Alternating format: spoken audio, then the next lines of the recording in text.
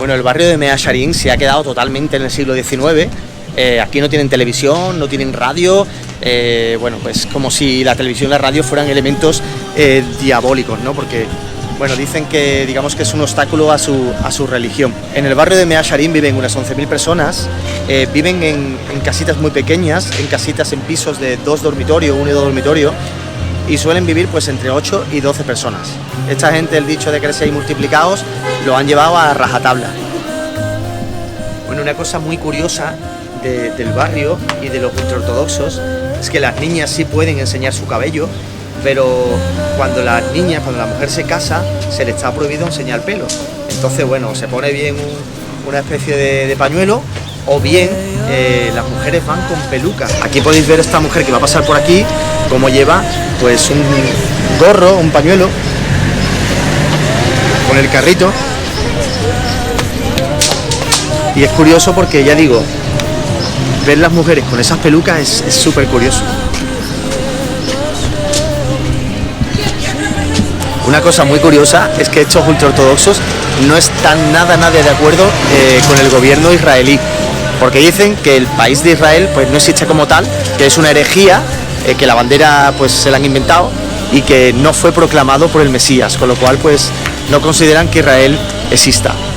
Bueno, es súper curioso porque estos ultraortodoxos no hablan hebreo, hablan un dialecto, se llama Yiddish, y ellos piensan que el hebreo pues es un idioma que se debe de hablar solo para cuando se va a rezar, cuando se lee el Torá.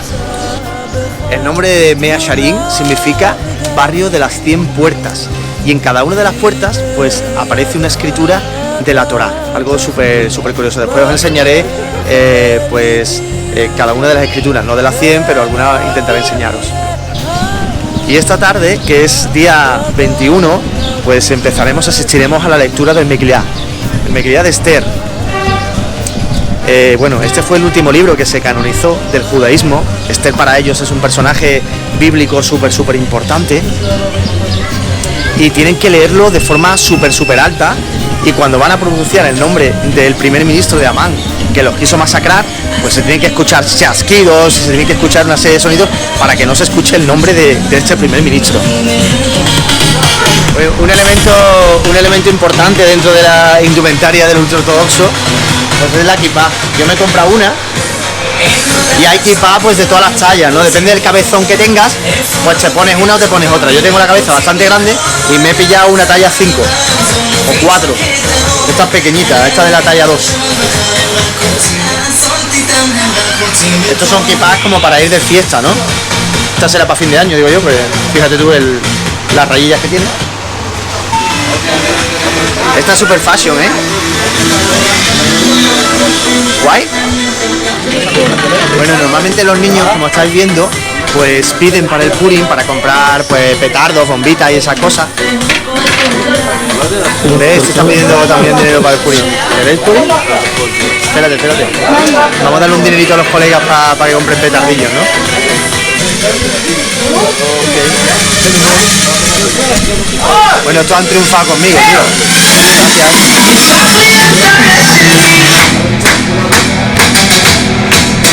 Hay que bailar, tío. Bueno, estos son como de lencería fina, para ponérselo con unas braguitas monas, con un... Tú sabes, ¿no? Estos son más... Algo súper curioso es que el hombre no trabaja. El hombre está encargado de estudiar la Torá. Se pega pues 12 horas, 10 horas al día estudiando los textos sagrados, y las mujeres pues trabajan para la comunidad y traen algo de dinerito a casa, ¿vale?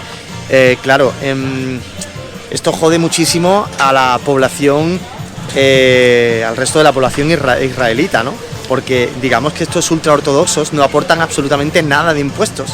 Son financiados pues por el gobierno o por instituciones que los becan para que puedan estudiar la Torá.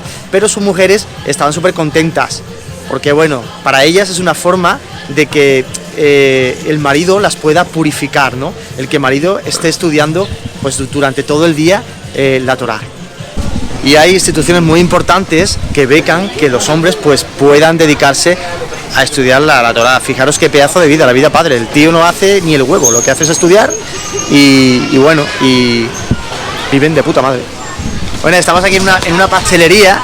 Os voy a contar una cosa. Ya os he contado un poco la historia del ministro de Amán, que fue pues ahorcado por Mordecai y por Asuero. Y venden en todas las pastelerías las orejas de Amán, que son estos dulces que bueno, solo se comen durante el Purim.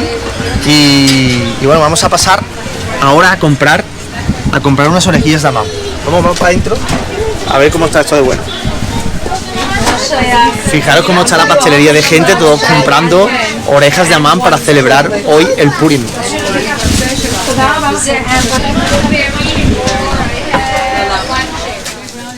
Bueno, esto es un self-service. Hay que surtirse uno solo. Vamos a hacer una pequeña degustación de orejas de Amán. Esto es poppy, tío. ¿Qué coño es poppy? Bueno, hemos cogido de chocolate, de piña, de poppy, que no sé qué coño es el poppy.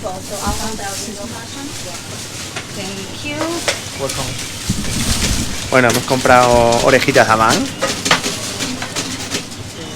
3 euros de orejita de Amán. 6 orejas de Amán, 3 euros. 50 céntimos por oreja. Bueno, vamos a ver qué coño sabe esto.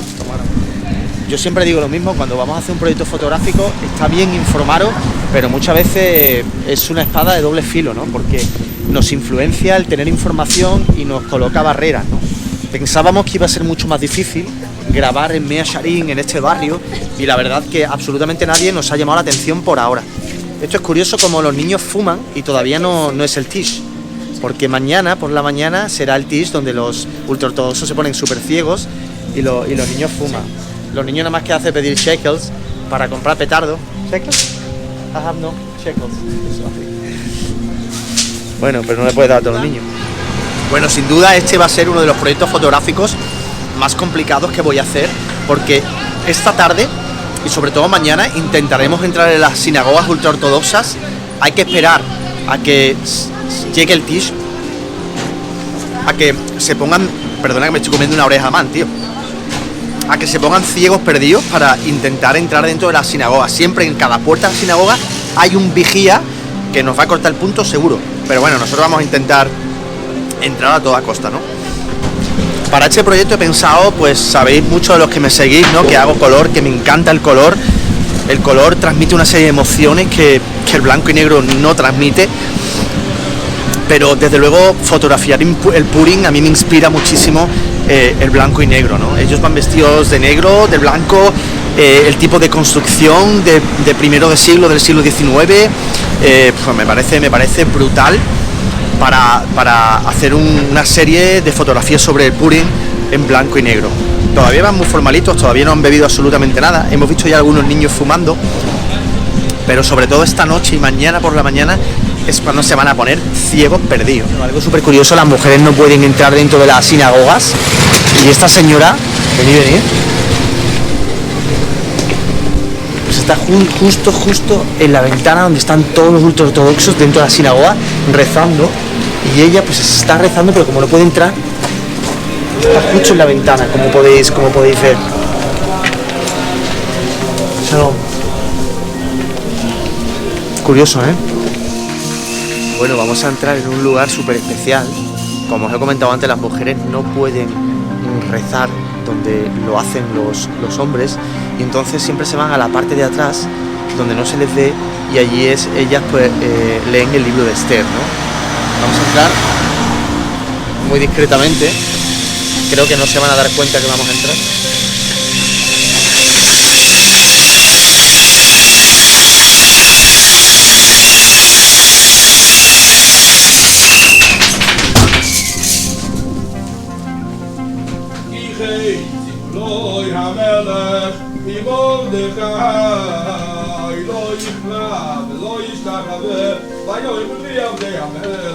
אשר בשער המלך למרדכי מגיע תויבי אייס מצוות המלך ויהי יום רוב אליו יום ביום ולא ישמע עליהם ויגידי להומו